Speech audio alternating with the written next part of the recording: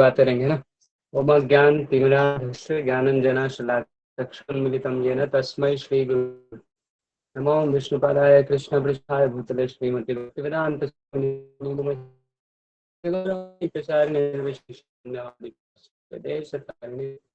जय श्री कृष्ण चैतन्य प्रभु नित्यानंद गदाधर श्रीवास आदि गौर भक्त वृंदा।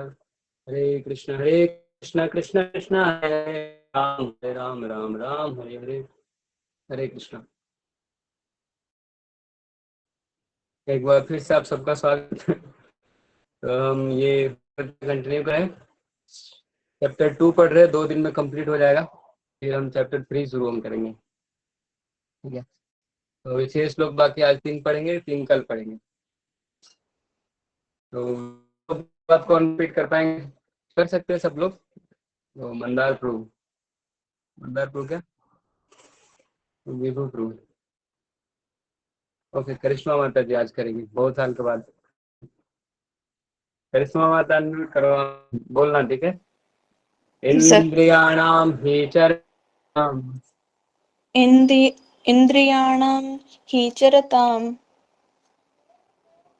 यन्मनो अनुविधीयते यन्मनो अनुविधीयते तदस्य हरति प्रज्ञाम् तदस्याहरति प्रज्ञां वायुर्नावमिवाम्भसि। वायुर्नवम् इवाम्भसि। धन्यवाद। तो ये बहुत अच्छा श्लोक है। इंद्रियाणि हि चरताम् इंद्रियाणां हि चरताम् यन्मनो अनुविधीयते तदस्य हरति प्रज्ञाम् वायुर्नावम् इवाम्भसि। तदस्य हरति प्रज्ञाम्, प्रज्ञा को हरण कर लेता है। प्रज्ञा आएगी नहीं, नहीं आएगी। चलो। इंद्रियाणाम मतलब सेंसेस, द सेंसेस सारी इंद्रियां ही चरताम मतलब चरता है ना, गाय चरता है जैसे वो है रोमिंग। तो माइंड जिसके साथ भी आसक्त हो जाता है, जिस इंद्रिय के साथ, वो इंद्रिय क्या करता है, प्रज्ञा का हरण कर लेता है। प्रज्ञा मतलब क्या है, इंटेलिजेंस, बुद्धि। जैसे अगर एक नाव चल रहा है पानी में और खूब जोर से हवा चलेगा तो नाव हवा के डायरेक्शन में चला जाता है, तो अपना डेस्टिनेशन से डाइवर्ट हो जाता है, या फिर वो नाविक को बहुत ज़्यादा मेहनत करना पड़ता है अपनी जगह पे जाने के लिए। तो हवा इतना पावरफुल होता है। तो नौका में एक हवा को क्या उसको बोलते हैं, पतवार बोलते हैं ना, नाव में रहता है। वो इस तरह से लगाते हैं कि हवा उसको सपोर्ट करेगा। कपड़ा लगाते हैं, कपड़ा या फिर बड़ा कुछ दूसरा मटेरियल, जिससे हवा चलेगा तो नाव भी उसी डायरेक्शन में जाएगा। तो उसको इस तरह से सेट करते हैं।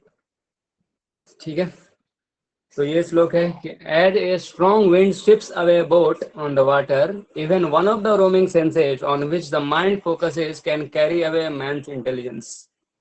तो जैसे स्ट्रॉन्ग विंड आता है तो नौका को उड़ा देता है, उसी तरह कोई भी एक इंद्रिय जो इधर उधर गाय जैसा चल रहा है, वो बोलते हैं इंद्रिय को, और चारा बोलते हैं सेंस ऑब्जेक्ट्स को। तो ये गोचर है, इधर ऐसा ही था। इंद्रियाणाम ही चरताम, इंद्रियाणाम मतलब गो भी बोल सकते। तो गाय चर रहा था, जैसे इंद्रिया सेंस ऑब्जेक्ट पे फोकस किया और माइंड अगर उसी सेंस पे फोकस किया तो वो सेंस इतना स्ट्रांग होता है। हमने इसके पहले भी देखा था कि जो बुद्धिमान लोग सेंस कंट्रोल करना चाहते हैं वो भी फेल हो जाते हैं, क्योंकि हमारे इंद्रिय इतना बलवान है।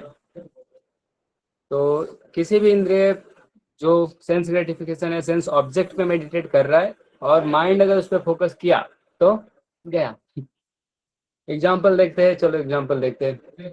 जैसे मछली, आपने देखा मछली, उसको पानी में खाने के लिए सब कुछ रहता है, लेकिन मछुआरा जब आता है उसको एक थोड़ा सा हुक में कुछ डाल के देता है तो मछली का सेंसेस जीव बेचारा वो सोचता है ये वाला थोड़ा अलग से आया है, ये इम्पोर्टेड माल है, थोड़ा ज्यादा अच्छा रहेगा शायद।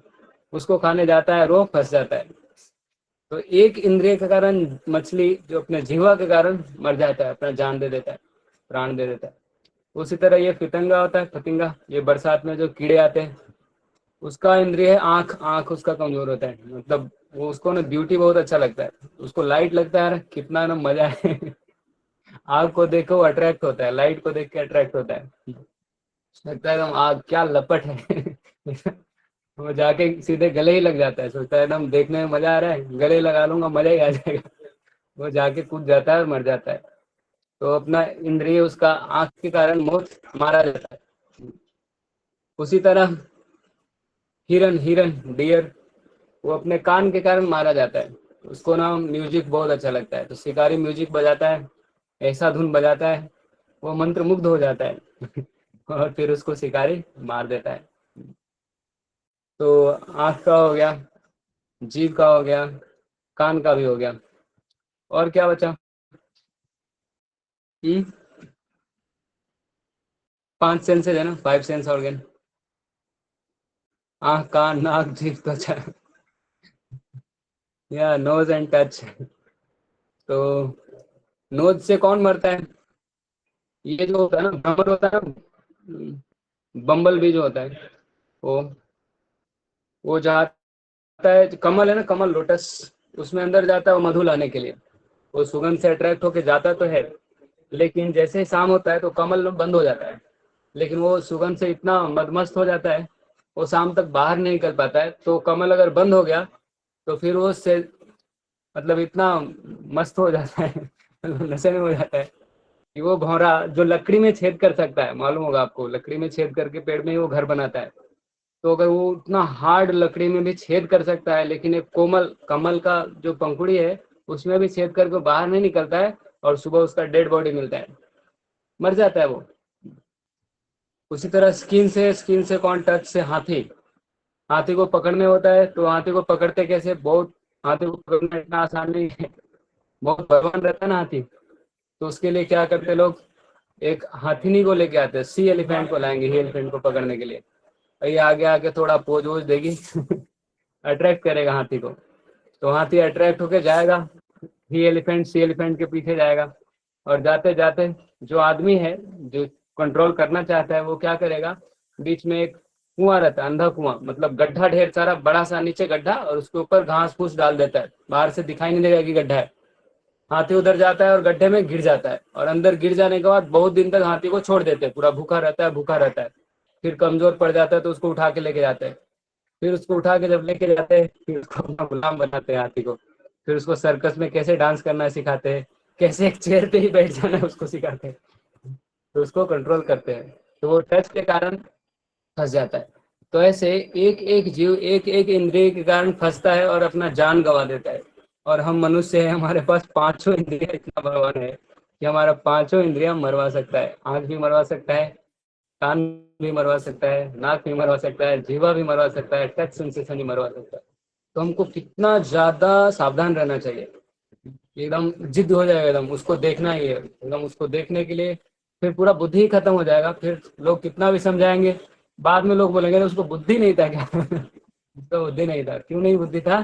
क्योंकि माइंड उस रोमिंग सेंसेस पे फोकस किया। और जब भी ऐसा होगा, even one of the roaming senses on which the mind focuses can carry away man's intelligence. और आदमी का बुद्धि जैसे ही जाएगा, तो हम पहले श्लोक में पढ़े थे, क्या पढ़े थे, कि जैसे ही बुद्धि जाएगा सब कुछ खत्म हो जाएगा है ना। इधर पढ़े थे, कहाँ पढ़े थे, ये लास्ट वाला, बुद्धि नाशात प्रणश्यति। जैसे ही बुद्धि का नाश होगा, फिर से मेटल वर्ल्ड में गिर जाएंगे, सब बर्बाद हो जाएगा, प्रणश्यति। तो सेंसेस इतना स्ट्रांग है, माइंड उस पर फोकस किया तो गया। तो क्या करना चाहिए, सेंसेस को अच्छा एंगेजमेंट देना चाहिए, उसको भगवान का भक्ति में लगाना चाहिए। जैसे एग्जाम्पल हमारे पास अम्बरीश महाराज है, कि सभी इंद्रियों को कैसे भगवान के सेवा में लगाते थे। हम देख सकते हैं शायद, अगर देख पाएंगे तो। कैसे देखेंगे, मुझे नंबर याद नहीं है, मैं सर्च कर रहा हूँ।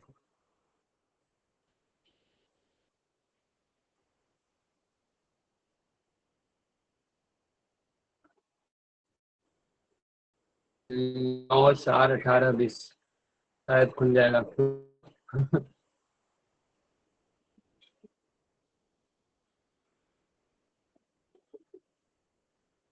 हाँ, ठीक है ये भी कुछ होता है। I want to visit anyway. Yes. तो इधर अम्बरीश महाराज का एग्जाम्पल है, वो क्या करते थे, स वै मन कृष्ण पदारविन्दयोर्वाचा वचांसि वैकुंठ गुणानुवर्णने करो हरिर्मन्दिरमार्जनादिषु श्रुतिं चकाराच्युत सत्कथोदये मुकुन्दलिङ्गालय दर्शने दृशौ तद्भृत्य गात्रा स्पर्शयङ्गसङ्गमम् घ्राणं च तत्पादशरोजसौरभे श्रीमत्तुलस्यारसणां तदर्पिते पादौ हरे क्षेत्रपदानुसर्पणे शिरो ऋषिकेशपदाभिवन्दने कामं सदाशेन तु कामकाम्यया यथोत्तमश्लोकजनाश्रया रतिः। इसका ट्रांसलेशन कौन पढ़ेंगे? मंदार प्रभु, विभु प्रभु, ऋषिकेश प्रभु, एनीवन? इसका ट्रांसलेशन पढ़ना है आपको। ये ऋषिकेश प्रभु पढ़िए। Maharaja Ambarisha always engaged in his mind in meditating upon the lotus feet of Krishna. His words in describing the glories of the Lord, his hands in cleansing the Lord's temple, and his ears in hearing the words spoken by Krishna or about Krishna. He engaged his eyes in seeing the deity of Krishna, Krishna's temple, and Krishna's places like Mathura and Vrindavana. He engaged his sense of touching in touching the bodies of the Lord's devotees. He engaged his sense of smell in smelling the fragrance of tulsi offered to the Lord, and he engaged his tongue in tasting the Lord's prasada. He engaged his legs in walking to the holy places and temples of the Lord, his head in bowing down before the Lord, and all his desires in serving the Lord 24 hours a day. Indeed, Maharaja Ambarisha never desired anything for his own sense gratification. He engaged all his senses in devotional service in various engagements related to the Lord. This is the way to increase attachment for the Lord and be completely free from all material desires. तो यहाँ अम्बरीश महाराज कैसे अपने सारे इंद्रियों को भगवान का सेवा में लगाए, केवल भगवान का सेटिस्फेक्शन के लिए। तो this is the way to increase attachment for the Lord. भगवान से आसक्ति बढ़ाने का ये तरीका है, जब भगवान का सेवा में रहे, सभी इंद्रियों को भगवान का सेवा में लगाए, completely free from material desires. तो का परपट कोई पढ़ेंगे? मंदार प्रभु, क्या परपट पढ़ सकते हैं? Yes, Mandar sir. प्रभु पढ़िए, पूरा नंबर बाद में आएगा। हाँ। Unless all of the senses are engaged in the service of the Lord, even one of them engaged in sense gratification can deviate the devotee from the path of transcendental advancement. As mentioned in the life of Maharaja Amrisha, all of the senses must be engaged in Krishna consciousness, for that is the correct technique for controlling the mind. हाँ, तो कोई भी sense अगर sense gratification में लगा है तो बुद्धि उसको नाश हो जाएगा। आगे हम भागवतम में बहुत बार पढ़ते हैं, बुद्धि ही नहीं होता है जिसके पास, वही सेंस ऑब्जेक्ट को अट्रैक्ट होता है, तो या फिर अट्रैक्ट होता है तो बुद्धि नाश हो जाता है, इधर जैसे बता रहे। और यहाँ अम्बरीश महाराज का हमने एग्जाम्पल देखा कैसे अपने सभी इंद्रियों को भगवान का सेवा में लगाते थे। तो इस तरह सारे इंद्रियों को भगवान का सेवा में लगाएंगे, because that is the correct technique for controlling the mind. तो माइंड को कैसे कंट्रोल करेंगे? अपने इंद्रियों को भगवान की सेवा में लगाना है। तो माइंड इंद्रिय के पीछे पीछे भागता है। इंद्रिय बोलेगा मुझे, आंख बोलेगा मुझे ये देखना है, नाक बोलेगा मुझे ये सुनना है, कान बोलेगा मुझे उसका आवाज सुनना है, तो या टच बोलेगा मुझे सॉफ्ट चीज को टच करना है, ऐसा कुछ। तो माइंड उसके पीछे पूरा बुद्धि को भी अपने कंट्रोल में ला देता है, फिर बुद्धि लगा लगता है कैसे हम अपने इंद्रियों का डिमांड को पूरा करेंगे। लेकिन इंद्रिय हमारा सबसे खतरनाक दुश्मन है, इसका हम जीवन भर करते हैं, इंद्रिय को मान देते हैं, लेकिन लास्ट में ये हमको धोखा दे देते हैं। जब मृत्यु का समय आता है, आंख देखता नहीं है, कान सुनना बंद कर देता है, नाक भी सांस लेना भी बंद कर देता है, सुगंध तो बंद ही कर देता है, मुंह भी बोलना बंद कर देता है, हाथ पैर भी काम करना बंद कर देता है। तो इंद्रिय जिसका हम भोग करने के लिए, इंद्रियों को खुश रखने के लिए पूरा जीवन भर काम करते हैं, मृत्यु के समय ये धोखा देता है हमको। जब हमको इसको सबसे जरूरत पड़ता है उसी समय धोखा देता है, बहुत बड़ा धोखेबाज है। तो इसलिए क्या करना चाहिए, इसलिए देयरफॉर, तो इसलिए क्या करना चाहिए। ये श्लोक मेरे बाद कौन पढ़ेंगे, हाथ उठा सकते हैं आप। विभू प्रभु, ओके, मेरे बाद बोलिए। तस्मादस्य महाबाहो तस्माद्यस्य महाबाहो तस्माद्यस्य महाबाहो तस्माद्यस्य महाबाहो निगृहीतानि सर्वशः निगृहीतानि सर्वश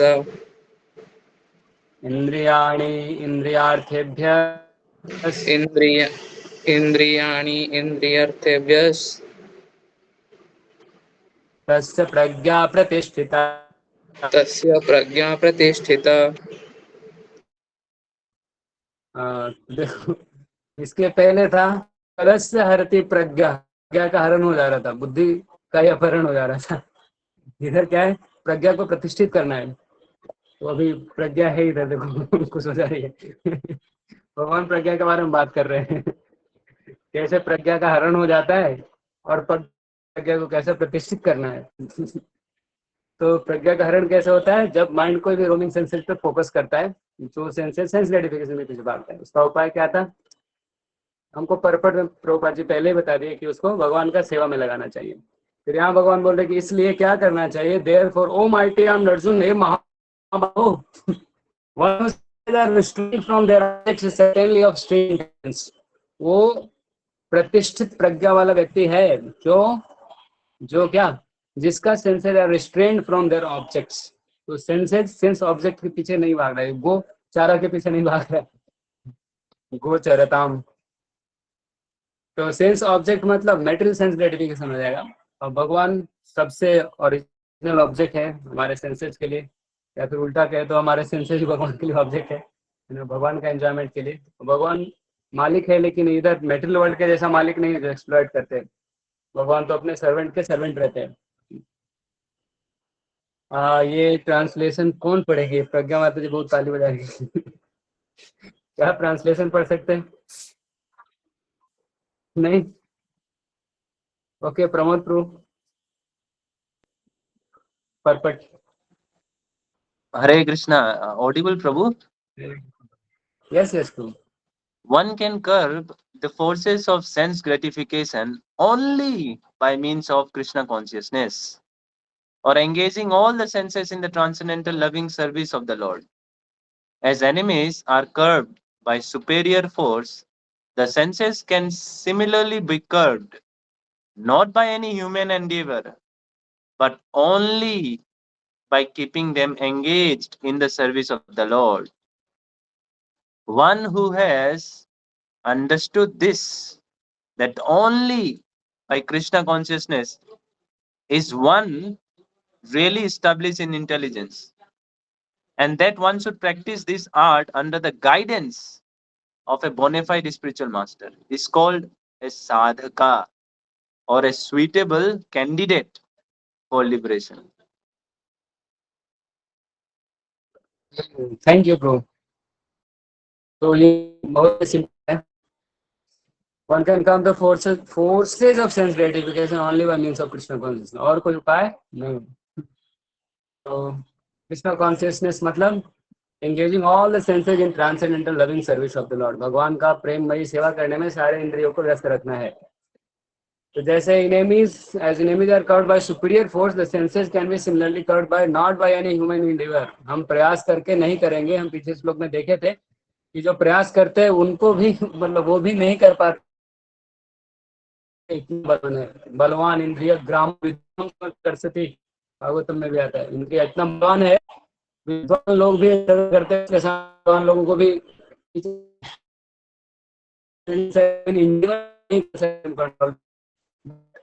कीपिंग भगवान है तो सेवा में नहीं गया तो चल सकता है, फॉल डाउन हो सकता है, और ये धीरे धीरे होता है, कभी कभी हमको पता भी नहीं चलता है, धीरे धीरे भगवान का सेवा को कम करना शुरू करते हैं।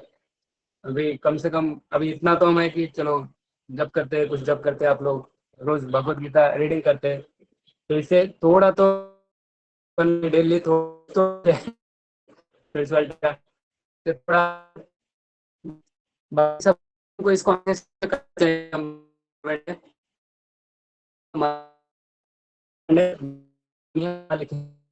और ultimate पड़े because release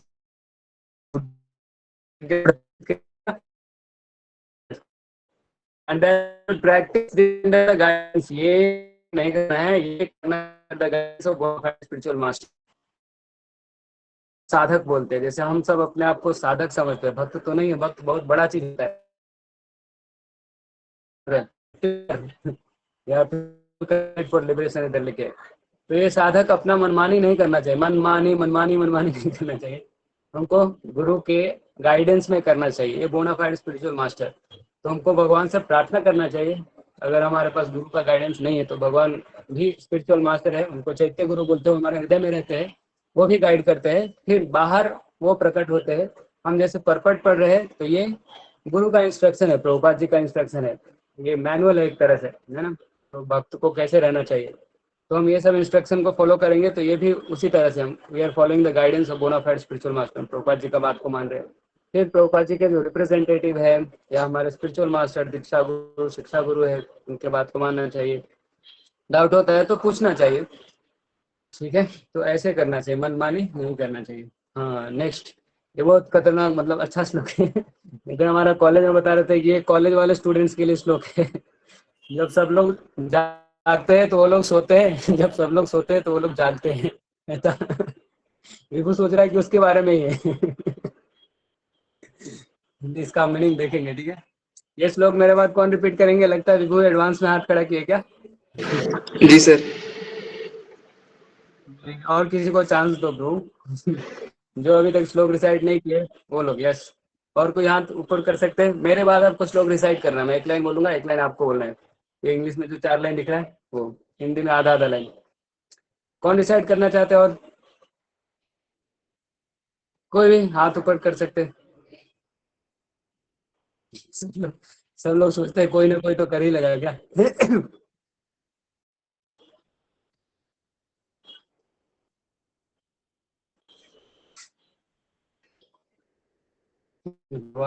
इधर से हाथ उठ रहा है।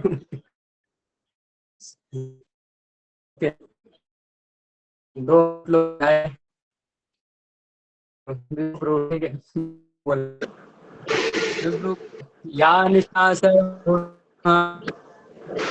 यानि स सर्वभूतानां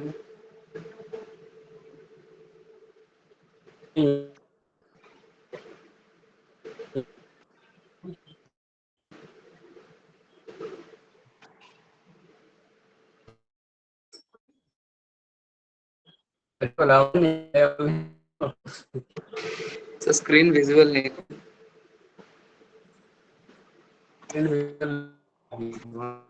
और सर वॉइस भी क्रैक हो रहा है। से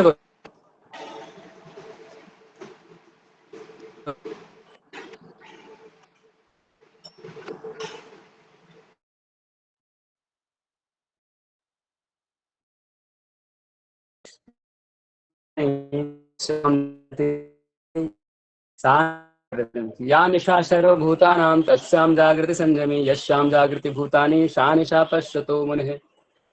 तो इसका मीनिंग क्या है कि what is the night for all being of awakening for the self controlled. वाले लोग नहीं थे, ये सेल्फ कंट्रोल्ड लोग थे। जब सब लोग का रात होता है तो ये लोग जागते हैं। And the time of awakening for all beings, जब सब लोग जाग रहे हो, दैट इज द नाइट से जो टाइम का है, पर मोर टाइम बात है, ठीक है। Two classes of intelligent, one is intelligent in material for बोलते हैं बहुत डेफिनेशन में बहुत है, या फिर है वो सब पता है बुद्धि को अच्छा भोग कर सके, कैसे अच्छा से अच्छा आईटी कर सकते हैं, इंद्रिय तृप्ति आईटी। Other is introspective and awake to the cultivation of self realization. एक आईटी करने में लगा है, इंद्रिय तृप्ति या सेल्फ ग्रेटिफिकेशन, और एक है जो सेल्फ रियलाइजेशन का को कल्टीवेट करने के लिए अवेक है, मतलब जगा हुआ उधर। जैसे हम लोग महाप्रभु का एक गाना है जीव जागो वाला था, क्या जीव जागो गौरा चंद्र बोले। तो सब लोग सो नहीं रहे हैं लेकिन सब लोग सो रहे हैं। कैसे सो रहे हैं? They are not awake to the cultivation of self realisation. तो ये जो इंट्रोस्पेक्टिव लोग हैं, जो दूसरे तरह के प्रज्ञा लोग हैं, सॉरी, जो दूसरे तरह का जो बुद्धिमान लोग है, they are awake to the cultivation of self realisation. और एक पहले तरह के इंटेलिजेंस है, जो लोग इंद्रिय तृप्ति में जगे रहते हैं हमेशा एकदम एक्टिव रहते हैं। जगह मतलब एकदम एक्टिव रहना। तो एक है जो इंद्रिय तृप्ति के कार्यों में एक्टिव रहता है, दूसरा है जो सेल्फ रियलाइजेशन के कल्टीवेशन में एक्टिव रहता है। तो देखो, ये टाइम नहीं है, ये एक्टिविटीज है। क्या है? एक्टिविटीज। तो एक्टिविटीज ऑफ इंट्रोस्पेक्टिव सेज और थॉटफुल मैन आर एक्टिविटीज, मतलब सेल्फ रियलाइजेशन को कल्टीवेट करना है, जैसे भगवत गीता पढ़ना, ठीक है, या जप करना। तो ये जो एक्टिविटीज है, ये है मटेरियल लोगों के लिए नाइट है। उनको समझ में नहीं आता है चल क्या रहा है, इधर जाना भी चाहिए क्या, तो वो ज्वाइन नहीं करते, या फिर उनको ये इंटरेस्टेड नहीं लगता। तो activities of the introspective sage or thoughtful man, the activities are night for the persons materially absorbed। तो जो व्यक्ति भौतिक चीजें, हाँ, भक्ति विनोद ठाकुर लिखे जीव जागो। यस, आज भक्ति विनोद ठाकुर का डिसअपियरेंस है, हमको टाइम मिलेगा तो कुछ कर लेंगे, एक सॉन्ग पढ़ सकते हैं तो ये टाइम का बात नहीं है, इसलिए हॉस्टल वाले लोग का बात तो बिल्कुल भी नहीं है है ना। तो एक्टिविटीज है इंट्रोस्पेक्टिव सेजेस का, तो उनके लिए वो डे है, क्योंकि वो लोग अवेक रहते हैं। और उसी समय जो मेंटली ऑब्जर्व लोग हैं, उसके लिए नाइट है। तो उनको ये नहीं समझ में आता ये क्या जब करना जरूरी है, क्या भगवत गीता पढ़ना जरूरी है, क्या ये सब बुद्धि में नहीं आता है। उनको लगता है अच्छा आँख में क्या अच्छा सुनने मिले,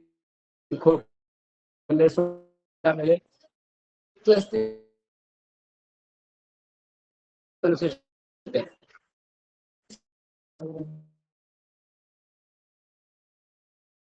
persons night क्या that persons remain asleep such a night due to their self realization। तत्व के बारे में नहीं जानते हैं। काम है सुग्रीव भागवतम पश्चाताम आत्म तत्व।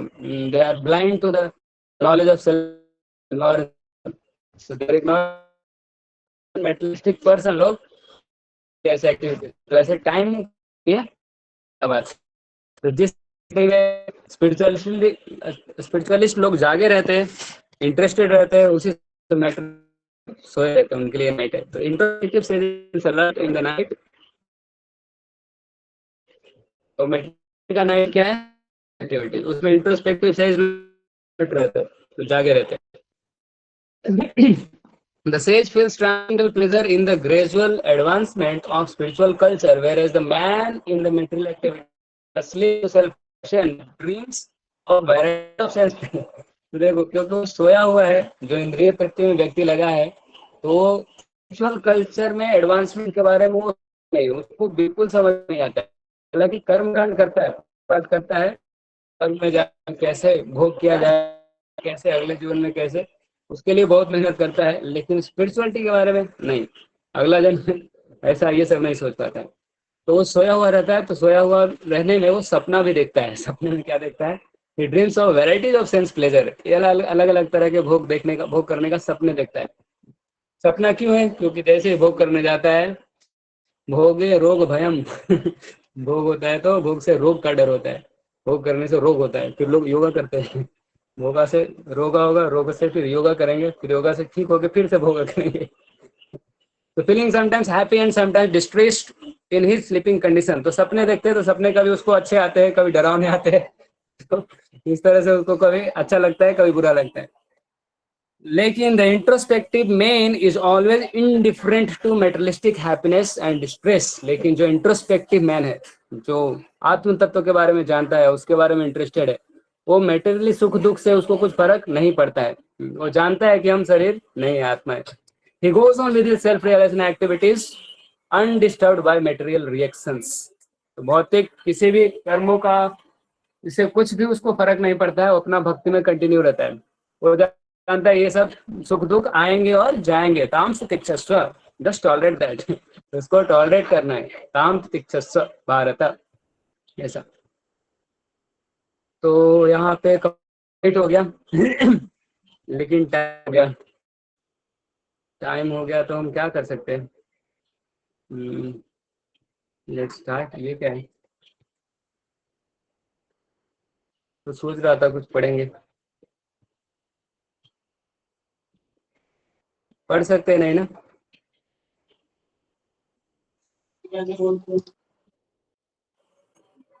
हरे यस कृष्ण। प्रभु, यस प्रभु, पढ़ सकते हैं। पढ़ सकते क्या? चलो हाँ। आज स्पेशल है तो हम थोड़ा पढ़ लेते हैं।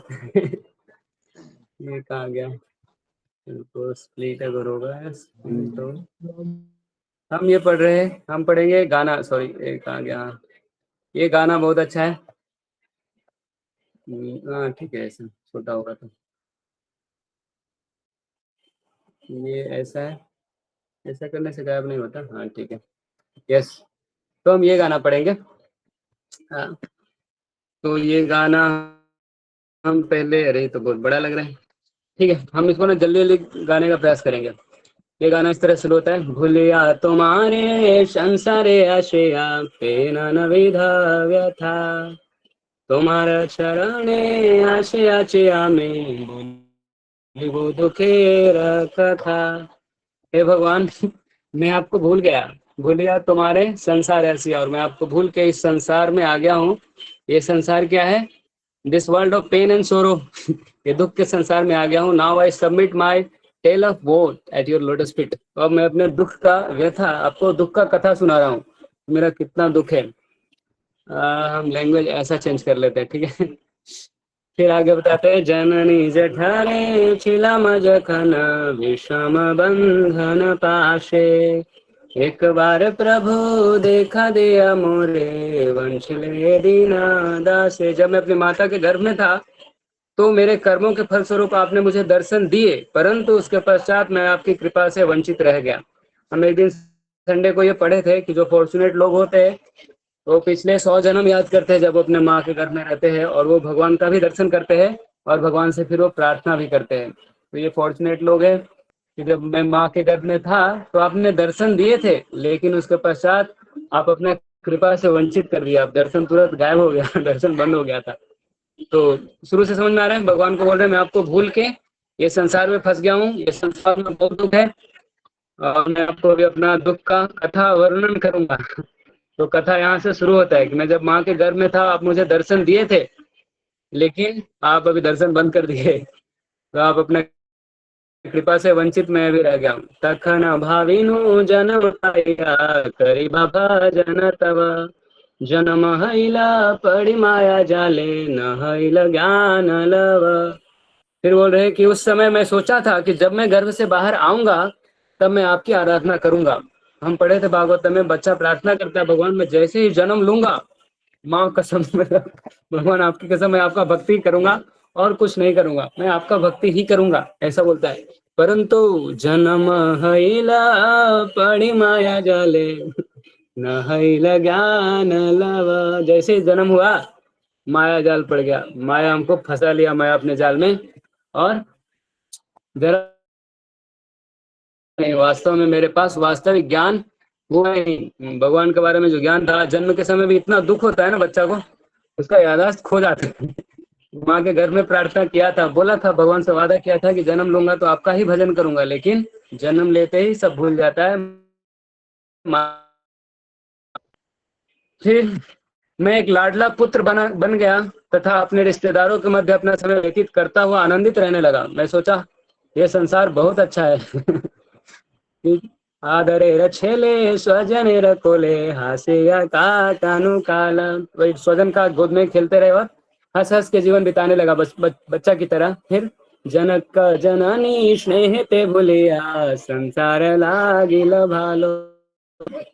तो माता का स्नेह इतना मिला कि लग रहा था कि जैसे दुख थोड़ा कम हो गया, और फिर लगा ये दुनिया बहुत अच्छा है, ये संसार बहुत भालो है।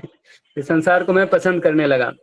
फिर क्या हुआ क्रमे दिन दीना बालक हैया खेलिनु बालक सह आर किछु दिने ज्ञान उपजिला पाठ पढ़िया रह।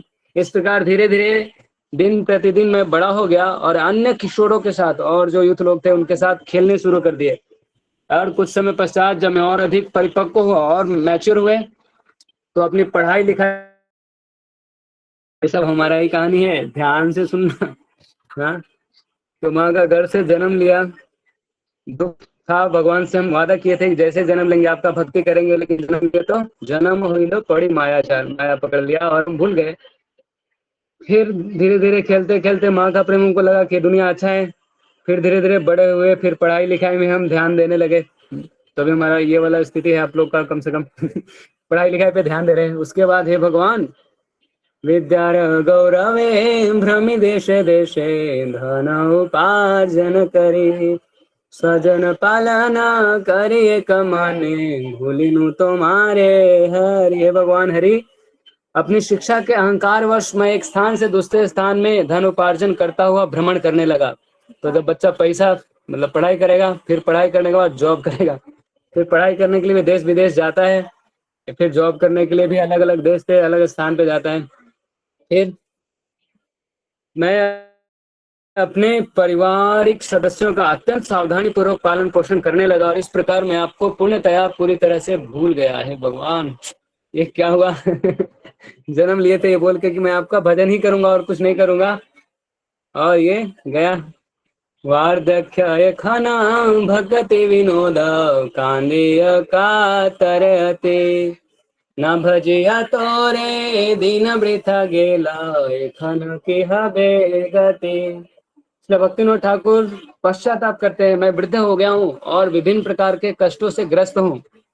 तो ये सब भक्तिविनोद ठाकुर कॉमन लोगों को रिप्रेजेंट करते हैं और खुद के लिए तो प्रार्थना करते हैं। अपना नाम इसलिए लिखते हैं कि जब भी हम ये गाना गाएंगे तो हम भगवान से भक्तिविनोद ठाकुर के लिए भी प्रार्थना करेंगे, तो उनको भगवान का कृपा मिलेगा, इसलिए वो अपना नाम भी लिखते हैं।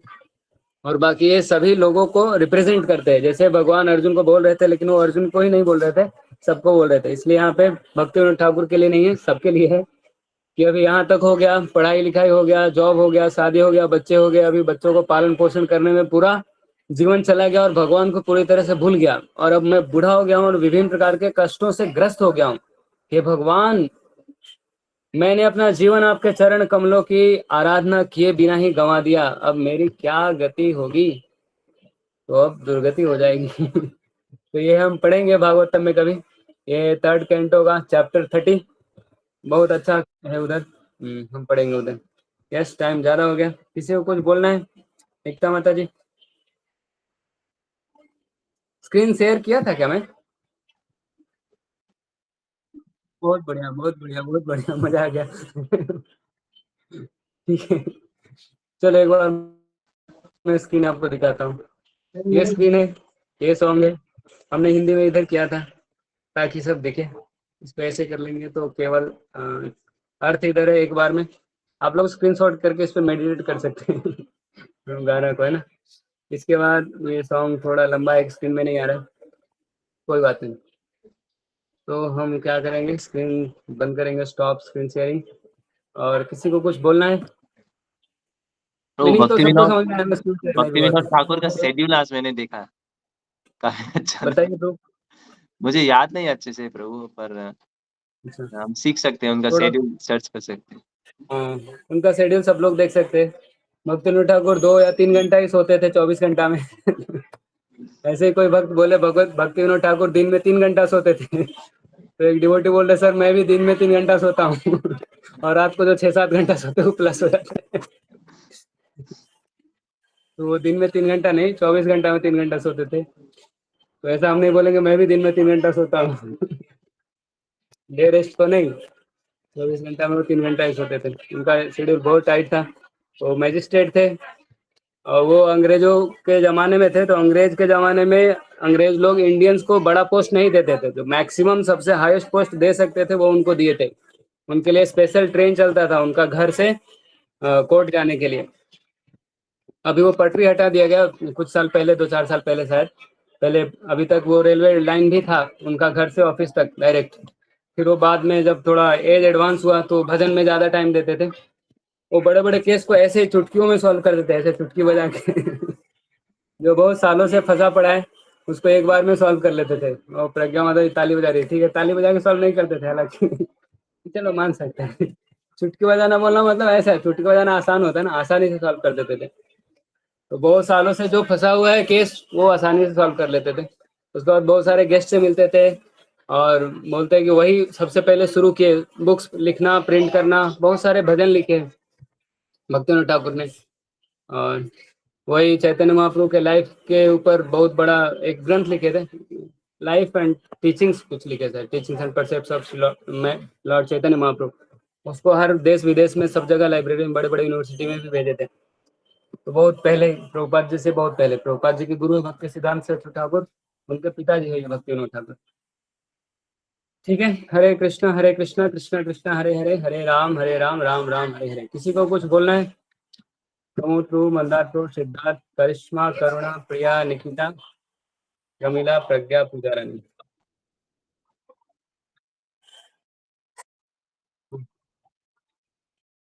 उसका नाम ना, उसका बोल वही है, भूलिया तुम्हारे संसार आशिया, ऐसे सर्च करोगे तो मिलेगा। हाँ, बाकी वैष्णव संघ आपके पास ऐप है? सबके पास वैष्णव संघ ऐप रख सकते हैं, बहुत अच्छा ऐप है ये वैष्णव संघ वाला ऐप। इसमें सब रहता है, इसमें भागवतम से भी बहुत सारा प्रेयर्स है। ये वाला है, ये वाला है, दिख रहा है आपको वैष्णव संघ वाला ऐसा? इसमें बहुत सारा प्रेयर्स है, तो उसमें भागवतम से भी बहुत सारा प्रेयर्स है। जैसे इधर है ये भूलिया तुम्हारे, ये वाला था। इसके बाद भीष्म स्तुति है, तो ये भागवतम का श्लोक है। उस तरह गोपी गीत भी है और भी प्रार्थना है, ब्रह्मा जी का प्रेयर्स है, ध्रुव महाराज का प्रेयर्स है, प्रहलाद महाराज का भी प्रेयर्स है, वृत्रासुर का भी प्रेयर्स है। ऐसा बहुत अच्छा है, ढेर सारे अलग अलग आचार्यों का वैष्णव सॉन्ग है। मैक्सिमम बंगाली में है, कुछ हिंदी में होगा शायद और कुछ संस्कृत में है, उड़िया में नहीं है। ये निकिता माता जी उड़िया में भी कुछ लिखेंगे, और उड़िया के इधर बहुत लोग हैं करुणा प्रधान भी है, और ये प्रिया वृंदावती और प्रमिला भी उड़ीसा से है और पूजा रानी भी उड़ीसा। हाँ, कुछ तो बोलो। हाँ, इसलिए बोला ना उड़िया में लिखो बंगाली उड़िया तो लगभग सेम रहता है ना लिखने में अलग रहता है, पढ़ने में भी अलग रहता है, समझने में भी सेम रहता है। टाइम बहुत ज़्यादा हो गया, ठीक है, हमारा गीता का क्लास हो गया था, हमने एक अलग से भजन पढ़ा। बाकी धन्यवाद सबको। ग्रंथ राष्ट्र में भगवद गीता की जय, जगत गुरु का प्रपात की जय, समवेत गौर भक्त वृंद की जय। किसी को और कुछ बोलना है?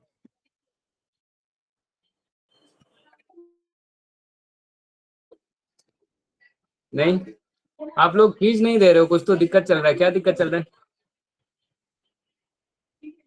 फिर सब देते नहीं, क्विज का क्वेश्चन कम कर देना चाहिए क्या? एक क्वेश्चन 10-10 क्वेश्चन ज्यादा तो नहीं हो जा रहे हैं ठीक है, ठीक है, क्विज सब लोग आप दीजिए, बंद करता हूँ मीटिंग। हरे कृष्ण।